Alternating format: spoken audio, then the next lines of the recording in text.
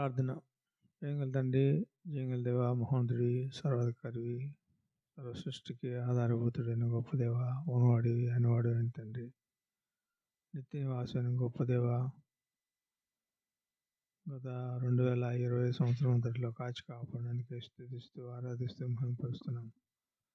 నూతన సంవత్సరంలో నూతన శుభదినముగా బైబిల్ స్టడీ కొరకై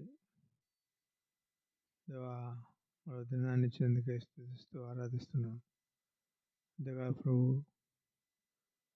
సకాలంలో అందరూ చేరి రాగలటకు ఈ చివరి దినాల్లో దేవుని భయం దయచేయము, ప్రభులో జ్ఞాపం చేసుకును, నిలబడి దాసుని పాటల ద్వారా వాక్యం ద్వారా ఆయతపరచము. నేను మేము ఖాళీగా వెళ్లకుండా మాటలు నాలో మాలో భద్రం చేసుకున్నట్లు దేవా దాని నూరంతుల ఫలితాన్ని నేను మేము చూడగలిగిన ప్రభులో జ్ఞాపం చేసుకుని వర్ణించమని వేడుకోవచ్చు. ఇలా త్వరపెట్టము, సకాలను తీసుకుంటాము, వారింటి మీ స్వాధీనంలో ఉంచుకున్నాము. అలా ప్రభా సాల్మన్ మీద కూడా శరీరాన్ని ముట్టము, తాకము. జీవగల దేవ, నమ్మకం తండ్రి, అలాగూ ఇంకా ఎందరైతే అస్వస్థ గురి ప్రభా అనారోగ్య పరిస్థితుల్లో ఉన్నారో ప్రతి వారిని జ్ఞాపకం చేసుకుని కరుణించని వేడుకోవచ్చు. రోజు కనికరం చూపమని వేడుకోవచ్చు. ముందున్న సమయం కూడా దేవుని గురించి నడిపించమని క్రీస్తునామమున ఆరాధించి ప్రార్థించి వేడుకొంచున్నాం తండ్రి. ఆమేన్.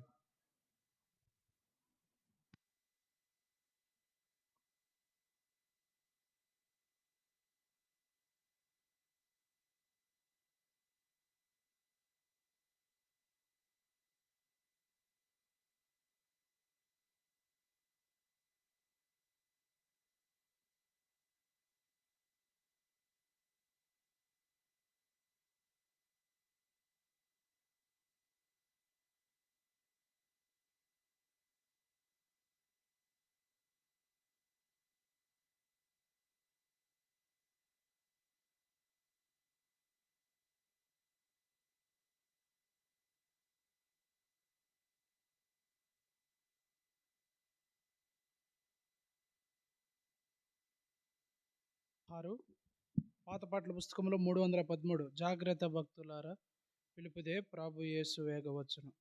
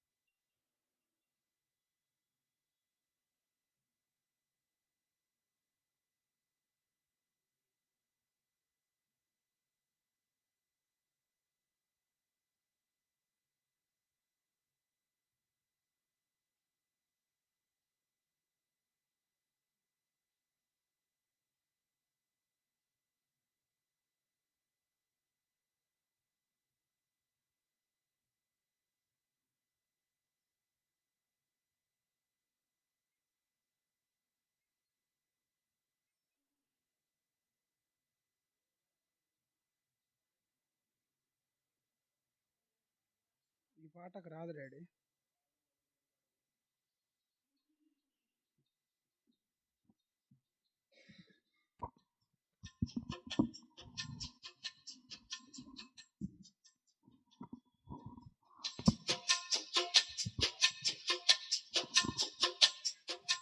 జాగ్రత్త భక్తులార పిలుపిదే ప్రభు యేసు వేగవచ్చును.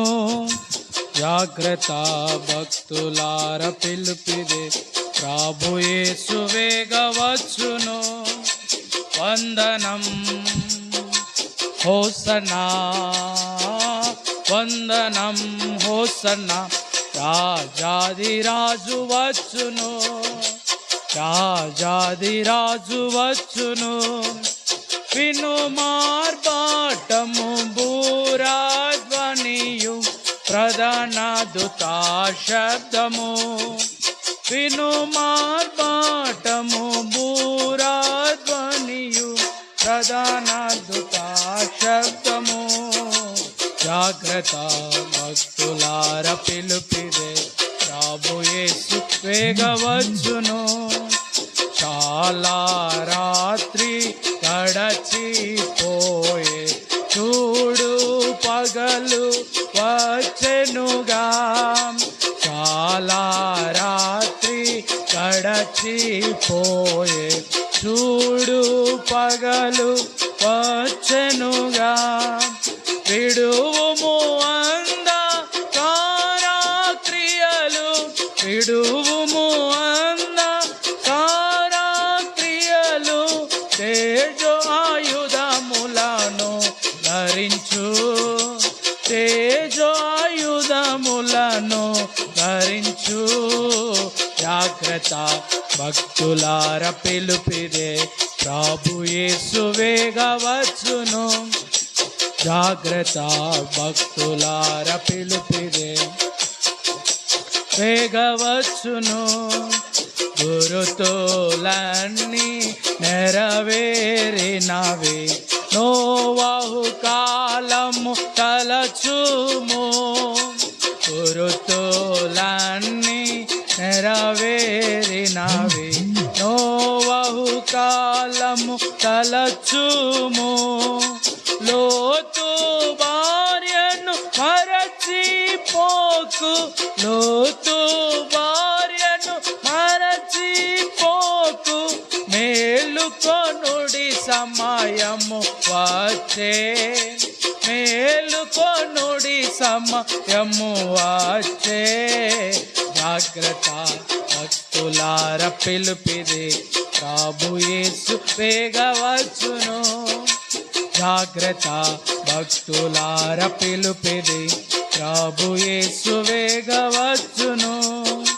మన దినములు లెక్కింపబడెను, మేల్కొను వారికి భయమేమి. మన దినములు లెక్కింపబడెను, మేల్కొను వారికి భయమేమి.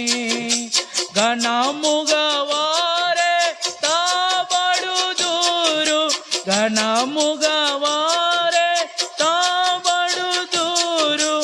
ఎవరు ప్రభువుతో నడచెదారో, ఎవరు ప్రభువుతో నడచెదారో. జాగ్రత్త భక్తులార పిలుపిదే, ప్రభు యేసు వేగవచ్చును. జాగ్రత్త భక్తులార పిలుపిదే, ప్రభు యేసు వేగవచ్చును. దైవజనులు కలతురు గగనము, ప్రభునందు మృతులై జీవింతురు.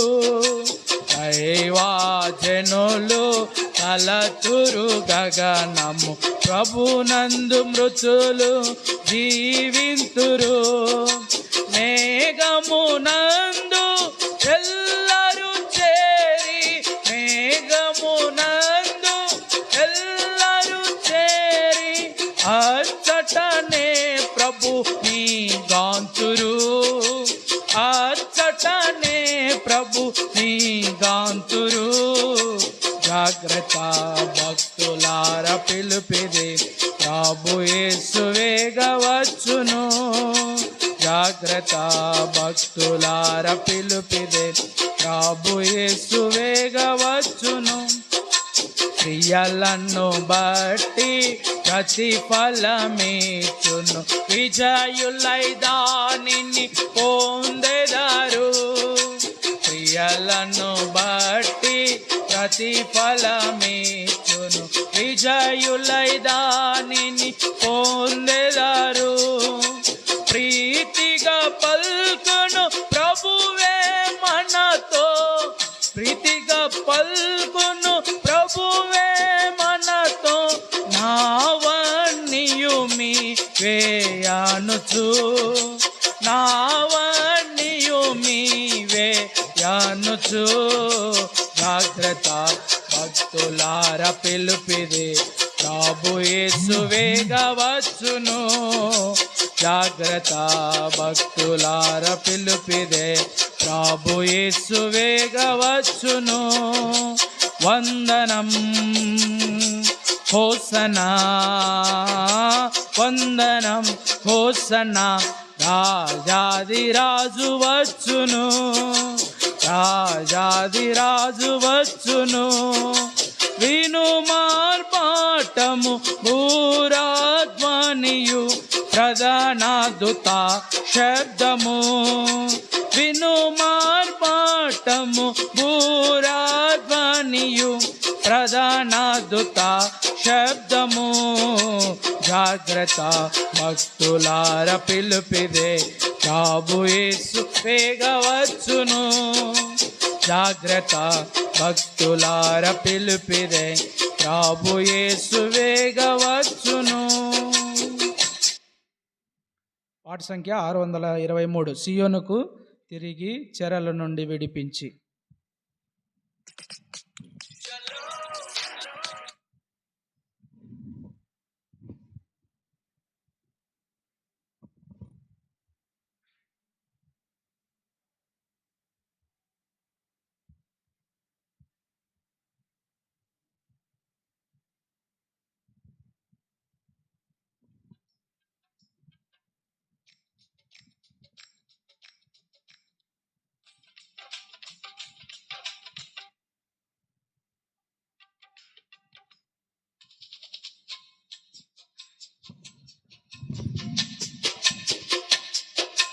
సియోనుకు తిరిగి చెరలో నుండి విడిపించి, యెహోవా రప్పించి అప్పుడు, ఆ యెహోవా రప్పించి అప్పుడు, వానమో కలాగన్నా వారి వాలే నుంటిమి.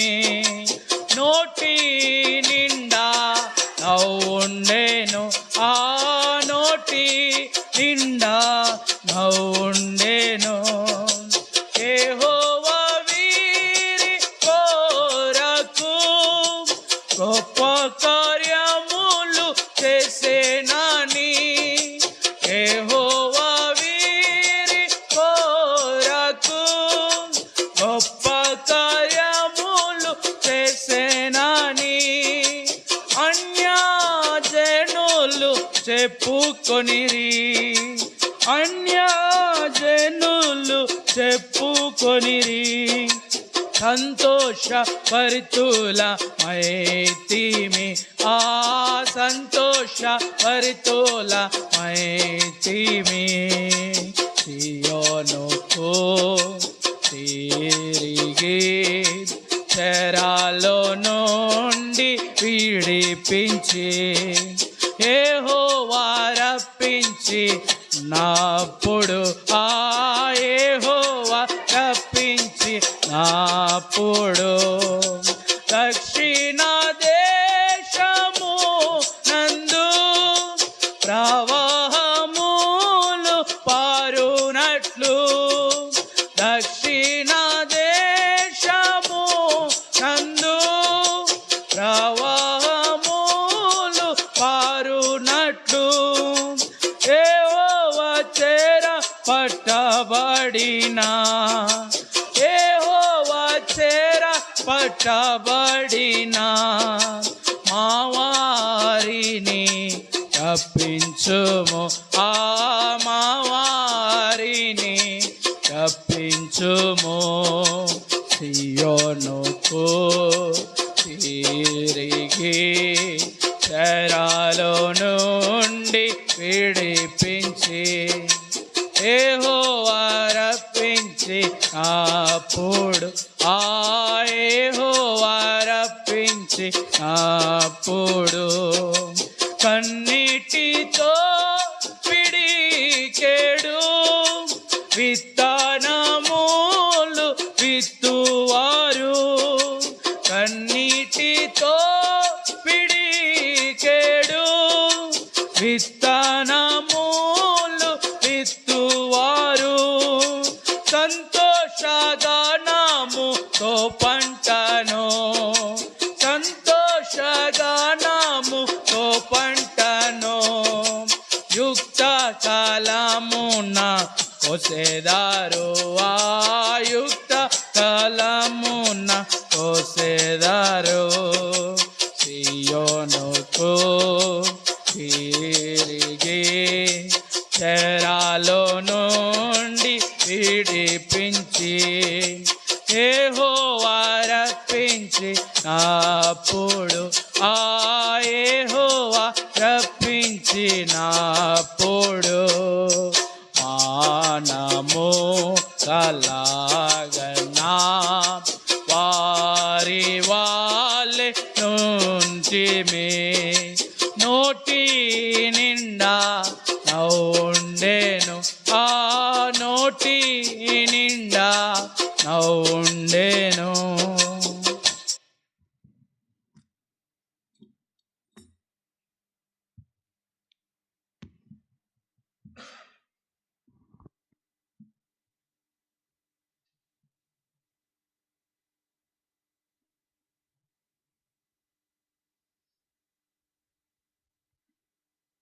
యేసుక్రీస్తు వారి ప్రశస్తమైన నామమున కూడి వచ్చిన మీకందరికీ కూడా ప్రభువైన యేసుక్రీస్తు వారి నామమున శుభాభివందనములు తెలియజేస్తుంటున్నాను. తిరిగి రాత్రి కాల సమయంలో బైబిల్ పఠనం కొరకై ఆమోస్ గ్రంథము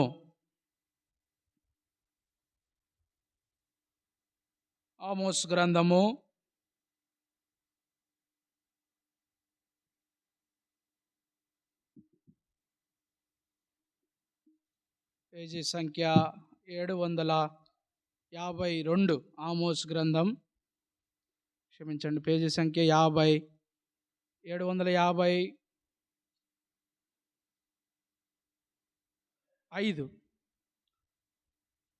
ఆమోస్ గ్రంథము 1వ అధ్యాయం 1వ వచనం నుండి 15వ వచనం వరకు ఉత్తర ప్రత్యుత్తరముగా చదువుటకు ప్రభు మనకెంతైనా సహాయము చేయునుగాక. యూదా రాజైన ఉజ్జియా దినములలో, ఇజ్రాయేల్ రాజగు యెహోయాషు కుమారుడైన యరొబాము దినములలోను, భూకంపము కలుగుటకు 2 సంవత్సరముల ముందు ఇజ్రాయేలును గూర్చి తెకోవలోని పశుల కాపరులలో ఆమోసుకు కనబడిన దర్శన వివరము.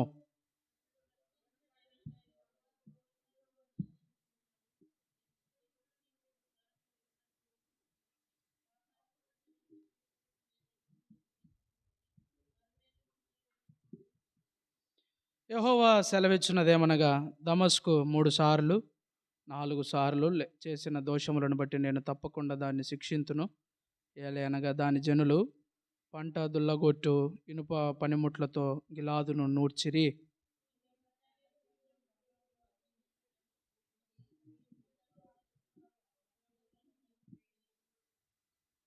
దమస్కు యొక్క అడ్డగడియలను విరిచెదను, అవెను లోయలోనున్న నివాసులను నిర్మూలము చేతును. బెతేదునులో ఉండకుండా రాజు దండము వహించిన వానిని నిర్మూలము చేతును. సిరియానులు చెరపట్టబడి కీరు దేశమునకు కొనిపోబడుదురని యెహోవా సెలవిచ్చుచున్నాడు.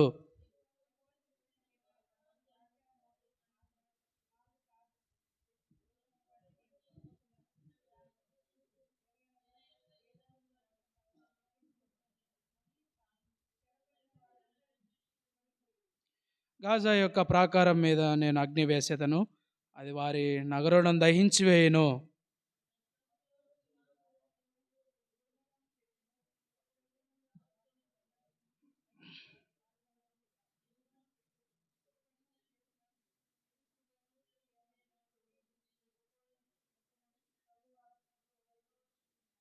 యెహోవా సెలవిచ్చినదేమనగా, తూరు 3 సార్లు 4 సార్లు చేసిన దోషములను బట్టి నేను తప్పకుండా దాన్ని శిక్షింతును. ఏలయనగా దాని జనులు సహోదర నిబంధనను జ్ఞాపకము నాకు తెచ్చుకొనక పట్టుబడిన వారిని అందరినీ ఏదోమీయులకు అప్పగించిరి. పరాకారం మీద అగ్ని వేసేదను, దాని నగరులను దహించి. యెహోవా సెలవిచ్చినదేమనగా, ఏదోము 3 సార్లు 4 సార్లు చేసిన దోషములను బట్టి నేను తప్పకుండా వాడిని శిక్షింతును. ఏలయనగా వాడు కనికరము చాలించుకొని ఖడ్గం పట్టుకొని తెగని కోపముతో తనకు సహోదరులకు వారిని మానక చీల్చుచూ వచ్చెను.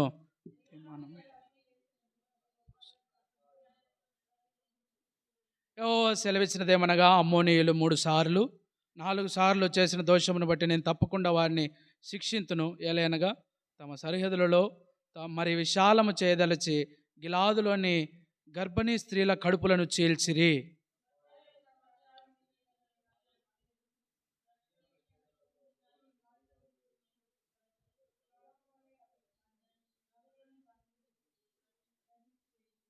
వారి రాజును అతని అధిపతులను అందరూను చెరలోనికి కొనిపోబడుదురని యెహోవా సెలవిచ్చుచున్నాడు. దేవుడి లేఖన భాగములను ఆశీర్వదించి మనకు పంచిపెట్టలాగిన దయచేసి మోకరించగలిగిన వారు మోకరించండి. ప్రార్థన చేసుకుందాం. నమ్మకము గల మా పరలోకపు తండ్రి, కృపా మహదైశ్వర్యము కలిగిన మా గొప్ప దేవ, అద్భుతకరుడ, ఆలోచనకర్త, ఇంతవరకు మమ్మల్ని నడిపిస్తూ లోకయాత్రలో మీరు మాకు తోడై ఉన్నందుకే ఎంతో వందనాలు చెల్లించుకుంటున్నాం. ఆమోస్ గ్రంథంలో నుండి మీరే మాకు లేఖన భాగములని బైబిల్ పఠనముకు వివరిస్తురండి. నిలబడే దాసుడు ఎందుకు పనికిరాని దౌర్బల్యుడు, ప్రభా నోటికి బురగా ఉండి మీరే వాడుకుంటురండి. మీ సిలువ కాడి కిందికి, మీ రక్త ప్రోక్షణకు ప్రభా మీ సార్వభౌమత్య అధికారం కిందికి శిరసా వహిస్తూ మా ప్రభును ప్రియ రక్షకుడైన యేసుక్రీస్తు వారి శ్రేష్టమైన మా గమనాగమనను నీ వాక్యమందు ఉంచినట్లు మీరే మమ్మల్ని కేంద్రీకరించమని ప్రార్థించి వినమ్రంగా బ్రతిమాలుకొని వేడుకొనిచుంటున్నాము తండ్రి. పిల్లరా, ఈ రాత్రికాల సమయంలో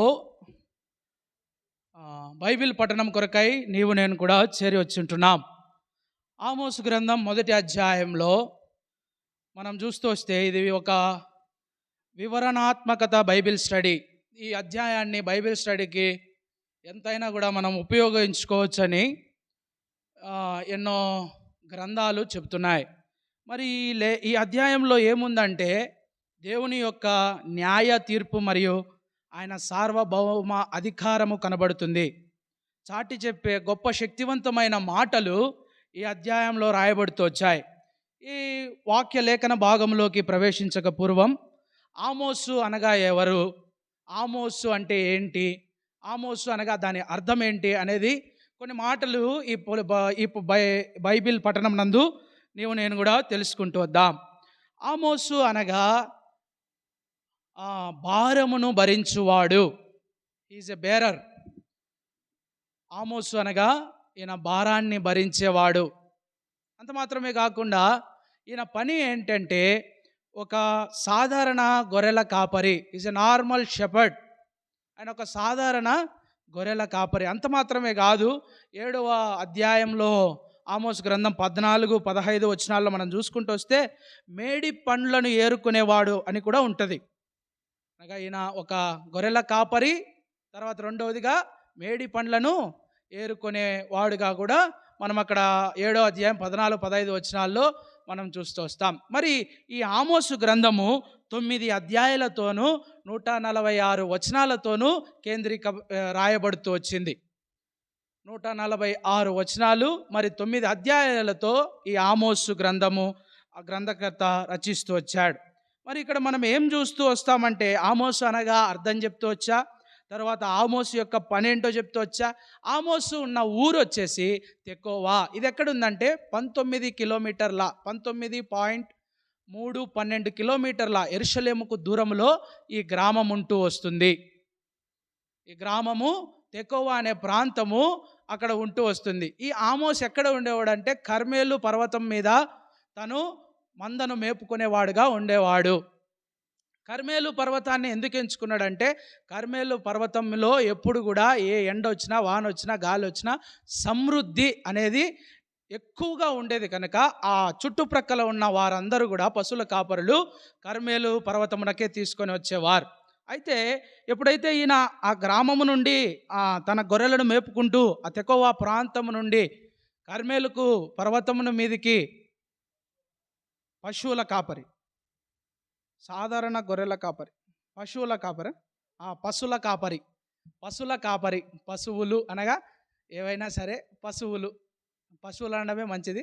ఈ పశువుల కాపరిగా ఉంటూ పశువులను తోలుకొని తాను కొండ మీదికి వెళ్ళినప్పుడు తాను ఒక దర్శనమును పొందుతూ వచ్చాడు. మొదటి వచనంలో మనం చూస్తూ వస్తాం, తెకోవలోని పశువుల కాపరులలో ఆమోసునకు కనబడిన దర్శన వివరము. ఈ దర్శనం ఎందుకు వచ్చింది ఆ దర్శనంలో ఏం చూస్తూ వచ్చాడో ఈ రాత్రికాల సమయంలో బైబిల్ పట్టడంలో మనం ధ్యానించబోతున్నాం. ఈ దర్శనం ఏమొచ్చింది అంటే, ఇజ్రాయేలీయులు వారు చుట్టూ ప్రాంతాలలో ఇజ్రాయేల్ సెంటర్లో ఉంటే చుట్టూ ఇజ్రాయేలీయుల శత్రువులే ఉన్నారు. మనం చూసుకుంటూ వచ్చినట్లయితే ఒక 5 దేశాలు ఉన్నాయి. మరి ఈ చుట్టూ ఆ శత్రువులు ఎందుకున్నారు, వాళ్ళు అక్కడే నివాసం చేస్తున్నారు అంటే, ఒకానొకప్పుడు వారు కూడా శత్రువులుగా లేక మిత్రులుగా ఇశ్రాయేలీలతో పాటు ఉన్నవారే. కొన్ని కారణాల బట్టి వాళ్ళు శత్రువులు అవుతూ వచ్చారు. మరి ఈ శత్రువులైన వారు ధ్యానించక పూర్వం మనం చదువుతూ వచ్చిన లేఖన భాగములలో ఆమోసు గ్రంథంలో ఈ ఈ ఈ ఆమోసు అనే ఆయన ప్రవక్తగా మనం పరిగణిస్తున్నాం కదా. ఈయన ఏ ప్రవక్త పాఠశాలలో కూడా తాను చదువుకోలేదు. యూదా దేశంలోని తెకోవ అనే ప్రాంతంలో పశువులు కాసుకుంటా ఉండేవాడు. అనగా ఈయన ఒక ప్రవక్తగా ఈయనను పరిగణిస్తున్నారు, కానీ ఈయన ఏ ప్రవక్త అనే పీజీ కానీ తర్వాత ఇంకొకటి కానీ ఏం చేయలే, చదవలే. కానీ ఇక్కడ దేవుడు తనకిచ్చిన దర్శనాన్ని, ఏ కాలంలో ఇది వచ్చిందంటే, యూదులకు అప్పుడు రాజు ఉజ్జియా, ఆ తర్వాత ఇజ్రాయేలీయులకు రాజు యెరోబాం. ఆ కాలంలో ఇతను దర్శనాన్ని పొందుతూ వచ్చాడు. ఈ దర్శనం యొక్క ముఖ్య ఉద్దేశం ఏంటంటే, 2వ వచనంలో మనం చూస్తూ వస్తాం. అతడు ప్రకటించినదేమనగా, యెహోవా సియోనులో నుండి గర్జించుచున్నాడు, యెరూషలేములో నుండి తన స్వరము వినబడజేయుచున్నాడు. ఇక్కడ ఏమర్థమవుతుంది అంటే, యెహోవా గర్జించుచున్నాడు సియోనులో నుండి. సియోను అనగా దేవుని యొక్క సంఘం, దేవుని యొక్క మందిరం, దేవుని యొక్క నివాస స్థలం. అక్కడ నుండి ఈయన గర్జిస్తున్నాడు. ఎవరు? యెహోవా. ఎందుకు గర్జిస్తున్నాడు? చుట్టుప్రక్కల ఉన్న ఆ జనాలు, ఆ దేశంలో ఉన్న వారు చేస్తూ వచ్చిన పాపపు క్రియలను బట్టి, అనగా ఇక్కడ ఏంటంటే, యేసుక్రీస్తు ప్రభువారు దేవుడు కేవలం ఇశ్రాయేలీయులకు మాత్రము కాదు, కానీ ఈ లోకానికంతా కూడా న్యాయాధిపతిగా మనం ఇక్కడ చూస్తూ వస్తుంటున్నాం. మామూలుగా ఒక లీడర్ అనేవాడు తన పార్టీని మాత్రమే ఏలగలుగుతాడు. అలాగుననే ఒక సహవాసం కలిగిన వారు, ఒక గ్రూప్గా ఉన్నవారు ఆ గ్రూప్ లీడర్ మాట మాత్రమే వినగలుగుతారు. అయితే ఇక్కడ ఏంటంటే, ఈ లోకానికంతటి కూడా యేసుక్రీస్తు ప్రభువారే న్యాయాధిపతి అని మనం చూస్తూ వస్తాం. కనుక దేవుడు చుట్టూ ఉన్న, ముందు ఇశ్రాయేలీయుల చుట్టూ ఉన్న శత్రువులను నుండి ప్రారంభించి వలయాన్ని లాస్ట్కు ఇశ్రాయేలీయులను చిక్కుకునేట్టుగా చేస్తూ వస్తాడు. ఇక్కడ మనం ధ్యానించేటప్పుడు చూస్తూ వస్తాం. 2వ అధ్యాయంలో చూస్తే ఆఖరికి 2వసారి కూడా ఇశ్రాయేలీయులను కూడా శిక్షించడానికి దేవుడు వెనకాడలేదు. అయితే ఇక్కడ మనం మొదటగా ఏం చూస్తూ వస్తామంటే, ఇదంతా మీకు ఉపద్ఘాతంగా చెబుతూ వస్తుంటున్నా. ఇప్పుడు ఆమోసు గ్రంథంలో ఇన్ని తీర్పులు జరిగాయని చెప్తూ వచ్చా కదా, ఆ దేశాలు ఉన్నాయన్నా కదా. ఈ 5 దేశాలు ఎక్కడెక్కడ ఉన్నాయో చెప్తా, ఒకసారి గమనించండి. మొదటి దేశం వచ్చేసి 3వ వచనంలో దమస్కు. ఇది ఎక్కడుందంటే నార్త్ ఈస్ట్, అనగా ఈశాన్యంలో ఉంది. దేనికి? ఈ ఆమోస్ ఉన్న ప్రాంతానికి, లేకపోతే ఇశ్రాయేలీయులు ఉన్న ప్రాంతానికి. 2వ దేశం వచ్చేసి 6వ వచనం గాజా. ఇది ఎక్కడ ఉందంటే నైరుతిలో, సౌత్ వెస్ట్లో ఉంది. 3వది వచ్చేసి ఇదే 9వ అధ్యాయంలో తూరు. ఇది ఎక్కడ ఉందంటే నార్త్ వెస్ట్ వాయువులో ఉంది ఇది. తర్వాత 4వది ఏదోము, తర్వాత అమ్మోను, ఆ తర్వాత మనం చూసుకుంటూ వచ్చినట్లయితే మోయాబు. వీళ్ళు ఎక్కడ ఉన్నారంటే తూర్పు దక్షిణం, ఈస్ట్ సౌత్లో వీరున్నారు. మరి ఈ north east, south west, north west, east సౌత్లో చుట్టూ వాళ్ళు ఉన్నారు. మిడిల్లో ఇజ్రాయేలీయుల వారు, యూదా వారు ఉంటున్నారు. కనుక వారిని శిక్షించక పూర్వం ముందు ఇజ్రాయేలీయుల శత్రువుల దగ్గరికి వెళ్తూ వచ్చాడు దేవుడు. ఎందుకు వెళ్ళాడు ఇజ్రాయేలీయుల దగ్గరికి అంటే, ఇక్కడ మనం చూస్తూ వచ్చిన మాట, ఇప్పుడు 15 వచనాలు మనం చదువుతూ వచ్చాం. ఒక మాటను చాలాసార్లు మనం గమనిస్తూ వచ్చాం. ఏంటది? 3 సార్లు 4 సార్లు. చేసిన దోషము. అంటే ఎన్నిసార్లు చేశారంట దోషం వీళ్ళు? 3-4 సార్లు. ఇంట్లో పిల్లలు ఒకసారి తప్పు చేస్తే వదిలేస్తారు, 2 సార్లు తప్పు చేస్తే వదిలేస్తారు, 3వసారి తప్పు చేస్తే శిక్షిస్తారు. అలాగనే ఈ లోకమంతటికి న్యాయాధిపతి అయిన దేవుడు తన బిడ్డలు లేకపోతే తన వారుగా పరిగణించబడుతున్న వారిని తాను మొదట క్షమిస్తూ వచ్చాడు, 2వసారి క్షమిస్తూ వచ్చాడు, 3వసారి, 4వసారి, 4 సార్లు, 3-4 సార్లు. అంటే వారి పాపము సంపూర్ణమవుతూ వచ్చింది. వారి పాపము దమస్కు కానీ, గాజా కానీ, తూరు కానీ, తర్వాత ఏదోము కానీ, తర్వాత చివరికి వచ్చేసేసరికి మన ఇశ్రాయేలీలో కానీ వారి పాపము సంపూర్ణమైంది కనుక ఇక్కడ యేసుక్రీస్తు ప్రభు వారు ఏమంటున్నాడంటే, వారిని నేను దహించి వేయుదును, వారిని నేను శిక్షించెదను, వారిని నేను మొత్తెదను. ఎందుకు ఈ మాట వాడుతున్నాడు అంటే, వారు చేసిన పాపమును బట్టి, వారు చేసిన అవిధేయతను బట్టి, వారు చేసిన చేయకూడని కార్యాలను బట్టి వారు ఆ శిక్షను పొందుతూ వచ్చారు. సరే, మొదటగా ఇప్పుడు 5 మందిని చూసాం, 5 దేశాలు చూసాం. ఇశ్రాయేలుకు చుట్టూ మనం ఒక 5 దేశాలు చూసాం. మొట్టమొదటిది దమస్కు, 2వది గాజా, 3వది తూరు, 4వది ఏదోము, 5వది చివరగా అమ్మోనీయులను మనం చూస్తూ వచ్చాం. కనుక ఈ రాత్రికాల సమయంలో మొట్టమొదటి దేశం గురించి మనం ధ్యానించబోతున్నాం. 3వ వచనం మనం చదివినట్లయితే, యెహోవా సెలవిచ్చినదేమనగా, దమస్కు 3 సార్లు 4 సార్లు చేసిన దోషమును బట్టి నేను తప్పకుండా దానిని శిక్షింతును. ఏలయనగా దాని జనులు పంట దొల్లగొట్టు ఇనుప పనిముట్లతో గిలాదును నూర్చిరి. వారు చేసిన పాపం ఏంటి తెలుసా? పంట దూలగొట్టే ఇనుప పనిముట్లతో, అనగా ఇనుప పండ్లతో పెద్దగా సుత్తె మాదిరి ఉంటుంది, దానికి చుట్టూ ఇనుప పండ్లు ఉంటాయి. దాన్ని ఓన్లీ పంట కొట్టడానికే వాడాలా, కానీ గిలాదును కొట్టడానికి వాళ్ళు ఉపయోగించారు. యుద్ధ రంగంలో యుద్ధం చేసేటప్పుడు మితిమీరి చేయటం ద్వారా దేవుడు ఎంతో కోపపడుతూ వచ్చాడు. దానికి వారు పొందిన శిక్ష ఏంటి? ప్రభువు నుండి వారు పొందిన శిక్ష ఏంటి? 4వ వచనం, నేను హజాయేలు మందిరములో అగ్ని వేసెదను, అది బెన్హెదాదు యొక్క నగరులను దహించి వేయును. ఎప్పుడైతే వీరు దమస్కులో యుద్ధం చేస్తూ గిలాదును ఆ ఇనుప పనిముట్లతో యుద్ధంలో వాడుతూ ఉంటూ వచ్చారో, తద్వారా వాళ్ళు పొందిన శిక్ష ఏంటంటే దహించి వేయబడుతూ వచ్చారు. ప్రియులారా, ఇక్కడ మనం ఏం చూస్తున్నాం? యుద్ధం చేసేటప్పుడు కూడా దేవుడు ఏం చెప్తున్నాడంటే, ఓర్పుతో సహనంతో యుద్ధం చేయాలని చెప్తున్నాడు. కానీ ఈ దమస్కు వారు కోపముతో ఎంతో రౌద్రులై పంటను దుల్లగొట్టు ఇనుప పనిముట్లతో గిలాదును కొడుతూ వచ్చారు. తద్వారా దేవుడు కోపపడ్డాడు, తద్వారా వారు శిక్ష అనుభవిస్తూ వచ్చారు. కనుక ప్రియులారా, ఎందుకు దేవుడు కోపపడ్డాడు అంటే, దమస్కుపై ఎందుకు కోపపడ్డాడంటే కారణం వారు చేస్తూ వచ్చిన పాపము క్రూరమైన యుద్ధము. కాగా దానికి తీర్పు ఏంటంటే, రాజనగరులన్నిటినీ దేవుడు ఏం చేశాడు? దహించి వేశాడు. ఇది మొదటి రాజ్యంలో జరిగిన శిక్ష, దేవుడు వేసిన శిక్ష. మరి 2వ శిక్ష 6వ వచనం, యెహోవా సెలవిచ్చినదేమనగా, గాజా 3 సార్లు.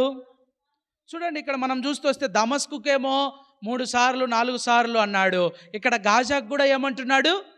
3 సార్లు 4 సార్లు అంటున్నాడు.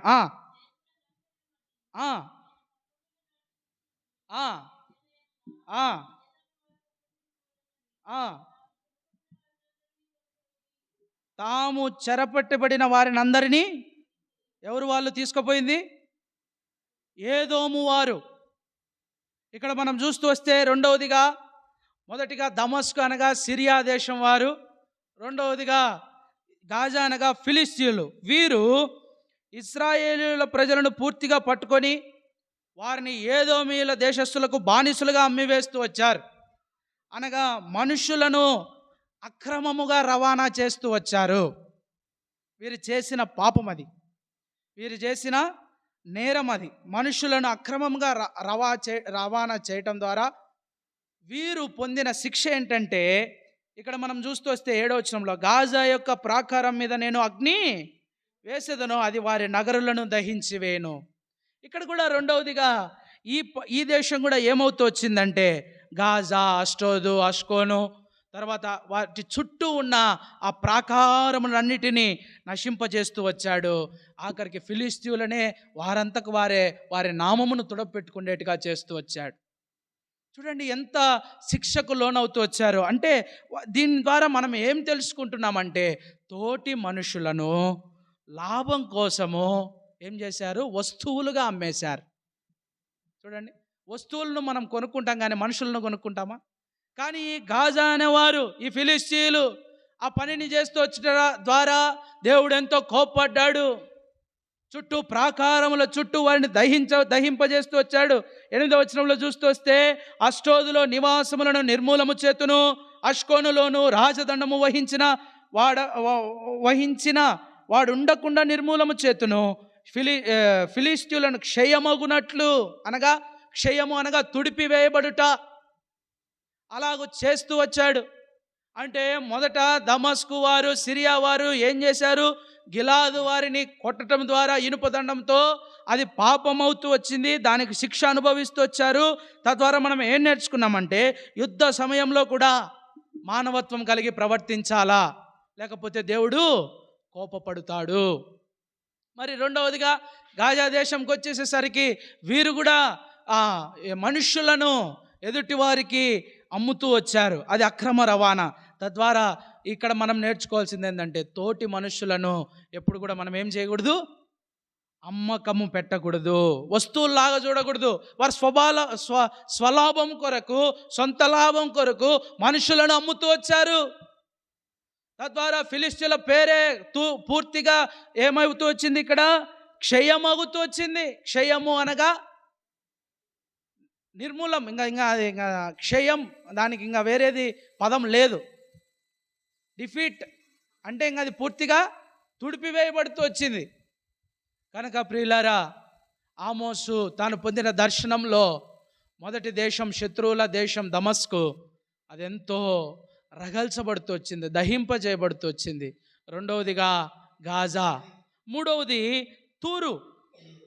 మనం చూస్తూ వస్తే 9వ వచనం, యెహోవా సెలవిచ్చినదేమనగా, తూరు 3 సార్లు 4 సార్లు చేసిన దోషమును బట్టి నేను తప్పకుండా దానిని శిక్షింతును. ఏలయనగా దాని జనులు సహోదర నిబంధనను జ్ఞాపకమునకు తెచ్చుకొనక పట్టబడిన వారిని అందరినీ ఏదోనీయులకు అప్పగించిరి. వీరేమో ఇక్కడున్నవారు ఏదోము దేశస్థులకు బానిసులుగా వీరు గాజా వాళ్ళు అమ్మేస్తే, వీరు కూడా ఏదోమీయులకు వీళ్ళు కూడా ఏం చేశారు, అప్పగించేశారు. ఎవరిని అప్పగించారంట? ఇక్కడ ఎవరిని అప్పగించారు? సొంత అన్నదమ్ములనే, సహోదరులనే. చూడండి ఎలాంటి వారు ఉన్నారో, నేటి దినాల్లో కూడా ఉన్నారు, సొంత వారినే అప్పగించేవారు.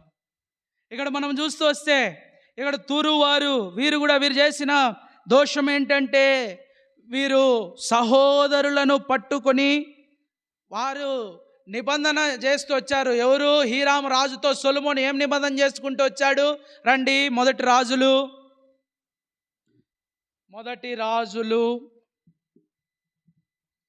మనం చూస్తూ వస్తే 5వ అధ్యాయం, మొదటి రాజులు 5వ అధ్యాయం 11, 12 వచనాలు. సొలొమోను హీరామునకును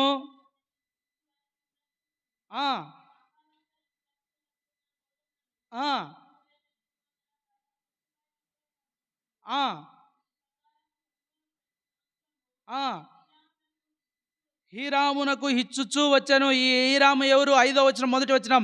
తర్వాత తూరునకు రాజైన హీరాము వీరిద్దరూ ఏం చేస్తూ వచ్చారు? ఒక నిబంధన చేసుకున్నారు. ప్రతి సంవత్సరము నేను నీకేమిస్తా?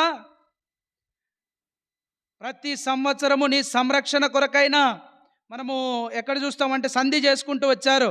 12వ వచనంలో యెహోవా సొలొమోనునకు చేసిన వాగ్దానం చొప్పున అతనికి జ్ఞానము దయచేసెను, మరియు హీరామును సొలొమోనును సంధి చేయగా వారిద్దరికి సమాధానము కలిగి ఉండెను. ఈ తూరు దేశస్థులు వీరు కూడా ప్రజలను బానిసలుగా అమ్ముతూ వచ్చారు. అయితే వీరు చేసిన పాపం చాలా పెద్దది. ఏంటంటే సొంత సహోదర నిబంధనను మర్చిపోతూ వచ్చారు. మనం కూడా ఈరోజు రాత్రి ఒక నిబంధన చేస్తాం, రేపు పొద్దునకి ఏం చేస్తాం? ఈరోజు ఒక నిబంధన చేస్తాం, ఈరోజు ఒక మాట చెప్తాం, రేపు ఆ మాట మర్చిపోతాం కదా.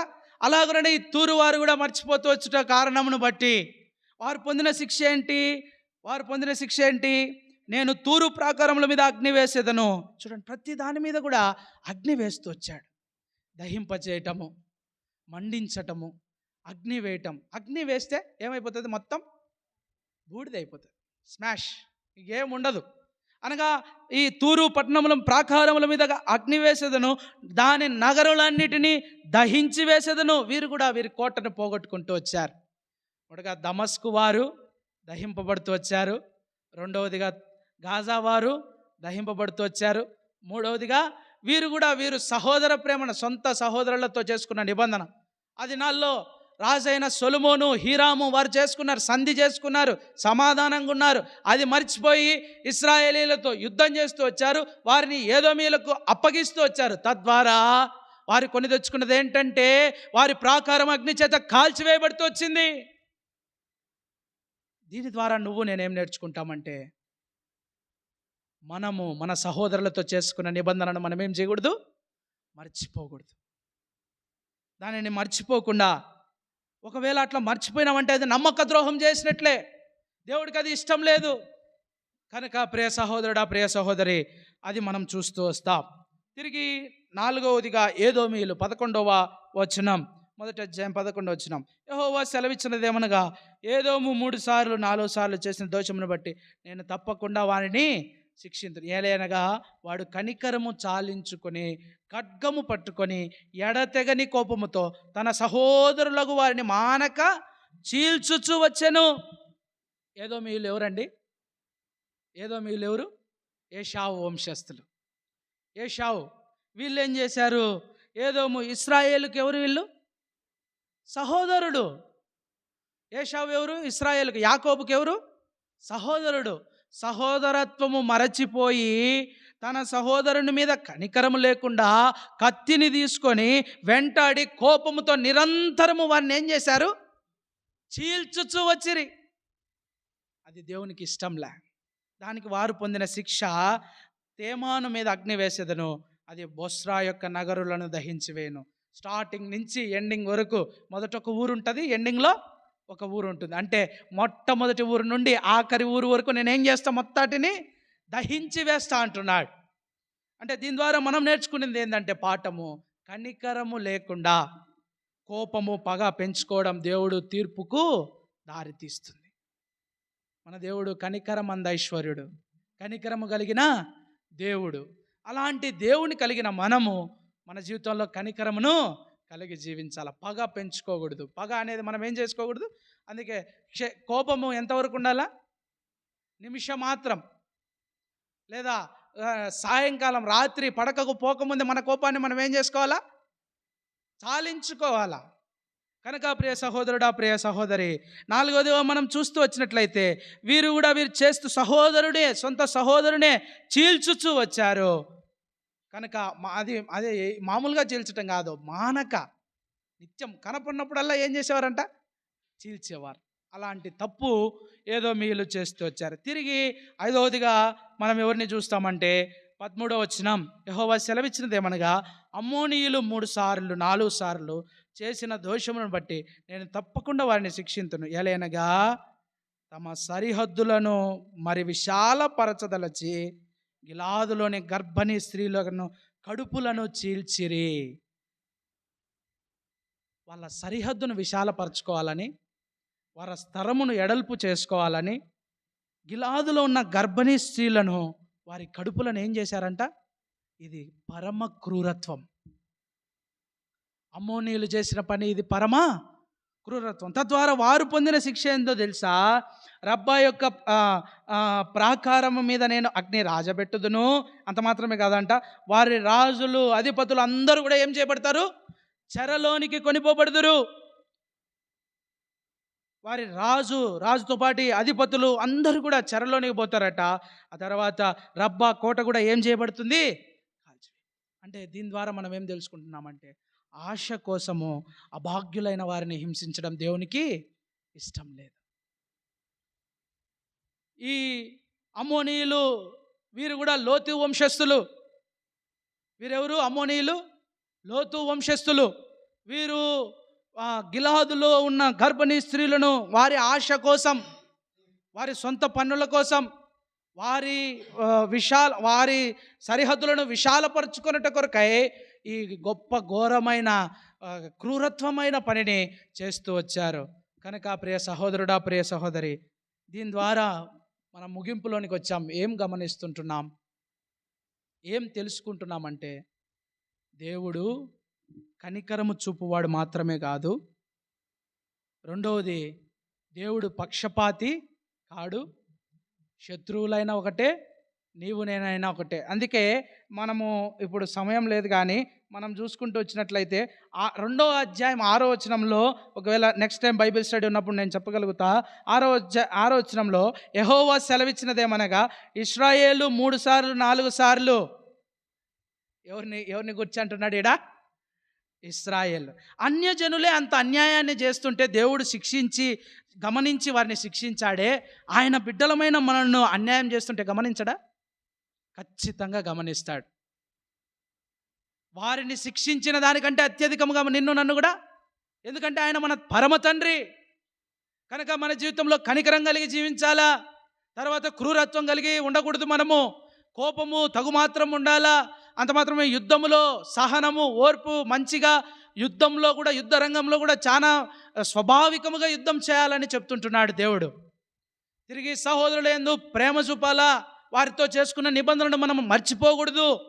ఇవన్నీ ఇశ్రాయేలీలకు చెబుతూ ఇక్కడ ఏమంటున్నాడంటే, తీర్పు రాకముందే మీరు దేవుని వైపు తిరగండి. ఒకవేళ తీర్పు వచ్చినాక తిరిగినారనుకో, అప్పుడు మనం కూడా తప్పించుకోలేం.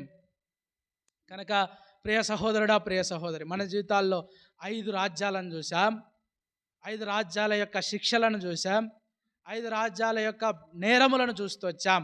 మొదటిగా దమస్కు వారు చేసిన నేరం ఏంటంటే, జనుల పంటను దుల్లగొట్టే ఇనుప పనిముట్లతో గిలాదు వారిని ఏం చేశారు? నూర్చినారు. తద్వారా దేవుడు కోప్పడి వారిని దహించాడు. రెండవదిగా గాజా వారు చేసిన పని ఏంటంటే, వారు కూడా ఏదోమీయులకు ఏం చేశారు? ఏదోమీయులకు వారు చేసిన తప్పేంటంటే, ఇశ్రాయేలీల వారిని చెరపట్టించారు, అంటే అప్పగించారు. వారి ఏమంటారు, వస్తువులు అమ్మినట్లుగా మనుషులను అమ్ముతూ వచ్చారు. తద్వారా వారు కూడా దహించవేయబడుతూ అగ్ని చేత ఉంటూ వచ్చారు. మూడవదిగా తూరు, వీరు కూడా నిబంధనను మర్చిపోయారు. తద్వారా వీరు కూడా దహించబడుతూ వచ్చారు. తిరిగి 4వదిగా ఏదోము, వీరు కూడా సహోదరులను కత్తితో కనికరము లేకుండా చీలుస్తూ వచ్చారు. తద్వారా వీరు కూడా దహించబడుతూ వచ్చారు. 5వదిగా అమ్మోనీయులు గర్భిణీ స్త్రీలను క్రూరముగా చీల్చుతూ వచ్చారు, వారి కడుపులను.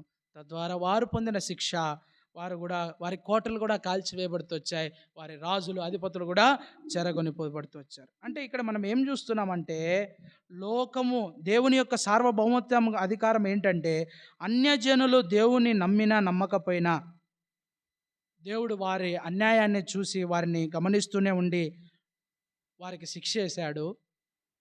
వాక్యము తెలిసి, దేవుని మాటలను మనం ఎరిగి, దేవుని చిత్తాన్ని ఎరిగి, ఆయన కట్టడలను నిధులను ధ్యానించువారమై ఉన్న మనకి ఎంత శిక్ష చేస్తాడో, వీలైతే యూదా వారికి ఏమేశాడు, ఆ తర్వాత ఇశ్రాయేలీయులకు ఏమేశాడో రానున్న దినాల్లో చూస్తూ వద్దాం. అంటే ప్రియ సహోదరుడా, ఇక్కడ నేనేం చెప్తున్నానంటే, ఆమోసుకు తనకొచ్చిన దర్శన వివరం, తాను పొందిన దర్శనంలో ఈ 5 శత్రువుల రాజ్యాలు ఏ విధంగా శిక్షింపబడుతూ వచ్చాయి, ఎట్లు ఇబ్బంది పడ్డారు, ఎవరెవరిని ఎవరు శిక్షించారు, అనేది మనం చూస్తూ వచ్చాం. కనుక ప్రియ సహోదరులారా, ఒక్కసారి 2వ వచనం అందరం కలిసి చదివి మనం ముగించుకుందాం. ఆమోస్ గ్రంథం 1వ అధ్యాయం 2వ వచనం. అతడు ప్రకటించినదేమనగా, యెహోవా సీయోనులో నుండి గర్జించుచున్నాడు, యెరూషలేము నుండి తన స్వరం వినబడి చేయుచున్నాడు. కాపరులు సంచరించు మేత భూములు దుఃఖించుచున్నవి, కర్మేలు శిఖరము ఎండిపోవచ్చున్నది. మన ఆత్మీయ జీవితాలు మనం కూడా ఎండిపోకుండా, మన కాపరులు దుఃఖించుకోకుండా ఉండాలంటే మనం ఎంతో జాగ్రత్త కలిగి ఈ శిక్షల నుండి తప్పించబడి ప్రభు రాజ్యము కొరకై సిద్ధపడే వారముగా ప్రభు మనల్ని చేయునుగాక. ప్రభు ఈ వాక్య లేఖన భావన దీవించి ఆశీర్వదించు.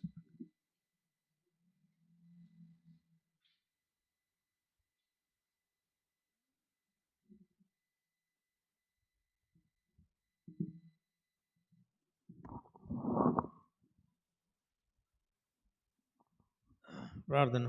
ప్రేంగల తండ్రి, జీవంగల దేవ, మహోదరి, సర్వాధికారివి, కృపా సత్య స్వరూపుడిని గొప్ప దేవ, మరోసారి బైబిల్ స్టడీ కొరకై ఆమోస్ గ్రంథం 1 నుంచి 15 వచనాల ద్వారా మీరు మాట్లాడుతూ వచ్చిన లేఖన భాగాలు బట్టి స్తోత్రాలు చెల్లిస్తున్నాను.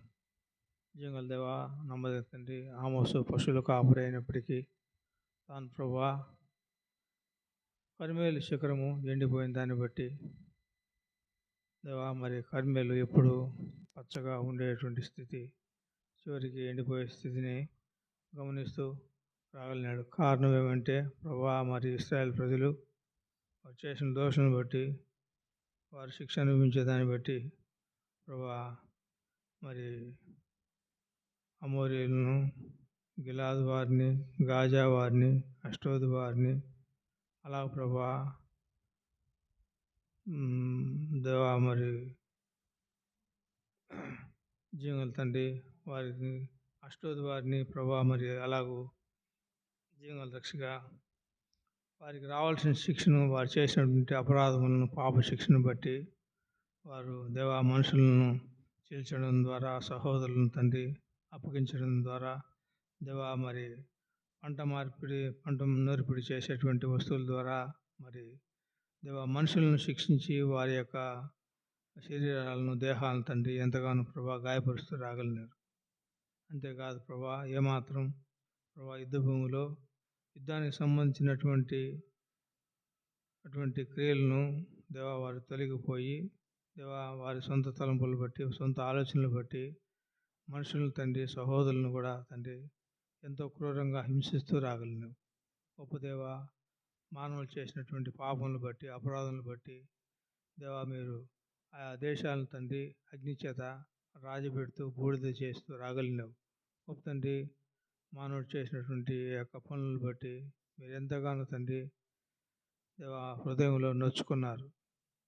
నిజంగా దేవా, నమ్మదగిన తండ్రి, ఈ చివరి దినాల్లో ప్రభా మానవ మాత్రమే మేము మాకు 200 శిక్షను ఇచ్చే దేవుడివి ప్రభా. మరి అటువంటి అప్పుడు తండ్రి మేము అలాగూ గాజా వారి వలె, గిలాదు వారి వలె ప్రభా, అలాగ తండ్రి ఊరు వారి వలె ప్రభా, మరి సహోదరులను అప్పగించేవారుగా, మరి స్త్రీలను చెరపట్టబడి వాళ్ళు కడుపులను తండ్రి చీల్చేవారుగా, సహోదరుల మీద తండ్రి మరి కోపగించేవారుగా ఉండకుండా, యుద్ధంలో ప్రభా యుద్ధానికి సంబంధించినటువంటి నడవడికలో ప్రభా ప్రవర్తించకుండా వేరే విధంగా శత్రువుల మీద కోపించి తండ్రి మాకు దేవా కోపం రగులుకొని దేవా నా మటుకు మేము తండ్రి మీ యొక్క కోపాగ్ని గురి కాకుండా ఈ చివరి దినాలు ఉన్నట్లు కృపలో నన్ను మమ్మల్ని జ్ఞాపకం చేసుకుని వేడుకొంచున్నాం. భయంకరమైన దినాలు తండ్రి ఉంటున్నాం. ఇటువంటి దినాల్లో ప్రభా మరి కోపము తండ్రి నిమిషం మాత్రం ఉండాలని సెలవిచ్చిన గొప్ప దేవా, మరి అటువంటి కోపాగ్ని దేవా ఎటువంటి పరిస్థితుల్లో ఉంటే మేము గురి కాకుండా దూరస్థులంగా ఉండి ప్రభా చివరి దినాల్లో ఎంతో ఐక్యత కలిగి, ప్రేమ కలిగి దేవా నిరంతరము క్రీస్తు ప్రేమ నాలో మాలో కలిగి ప్రభా మరి జీవించుటకు కృప చూపు. అలా తండ్రి లోకంలో భయంకరమైనటువంటి శత్రుత్వం ఉంది దేవా. మరి ఆమోస్ గ్రంథంలో మీరు సెలవిచ్చిన తండ్రి అటువంటి భయంకరమైన శిక్షకు మేము పాత్రలు కాకుండా ఈ చివరి దినాల్లో ఆత్మీయ మెలకోగలిగి మేము ఎలాగ తండ్రి జీవించాలన్న అటువంటి జీవితాన్ని మాకు దయచేయమని వేడుకొంచున్నాం. అలా తండ్రి చేరి వచ్చినటువంటి ప్రతి వారిని జ్ఞాపకం చేసుకుని మోకరించిన వారిని దీవించము, ఆశ్రయించు, వారు రావాల్సిన బహుమానం వారు దయచేయు. అలా ప్రభా ఈ యొక్క మంచి మాటలు, ఆత్మీయ మాటలు ఎందరో తండ్రి పోగొట్టుకుంటున్నారు. దేవా, చివరి దినాలు అంటున్నాం కనుక ప్రభా ప్రతి వారు తండ్రి చివరి దినాల్లో వాక్యాన్ని నెమరు వేసుకోగలుగుతూ వారి హృదయాల్లో భద్రపరచుకోగలుగుతూ వారికి కూడా కృప చూపు, కనికరం చూపు, మరో తరుణాన్ని దయచేయమని వేడుకోవచ్చు. చేరి వచ్చిన మీ బిడ్డలు తండ్రి దీవించము, ఆశీర్వదించమని దేవా, అలాగూ నాలో మాలో మీ యొక్క గొప్ప కార్యం జరిగించి అటువంటి శత్రు కార్యానికి నేను మేము లోను కాకుండా దూరపరచమని క్రీస్తునామమున ఆరాధించి ప్రార్థించి చేతునేగా వేడుకొంచున్నాం తండ్రి. ఆమేన్.